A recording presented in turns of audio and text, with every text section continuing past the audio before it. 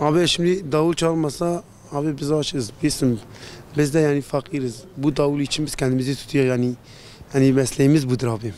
Yani az kalmış zaten bu saz için çıktığı için davul da artık para etmiyor. Abi veriyorlar günden ne kopyasa o veriyorlar. Başka bir şey demiyorum onlar abi. Abi Allah çok şükür bize 6-7 geri yeterdir abi. Biz de devam ediyoruz abi. Zaten Osmanlı'dan gelmiş için biz de devam ediyoruz. Evet. Yani mesleğimiz budur. Her sene burada 19 senedir Mardin Yenişehir'den çalıyorum. Allah'a çok şükür memnunuz. Bu da bize yeterdir. 6 milyar da 7 milyar da gelse Allah'a çok şükür yeterdir bize.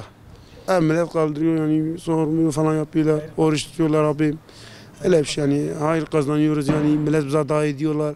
Yani milletin gülünden bazıları elini koparsa yani ne koparsa veriyorlar abi.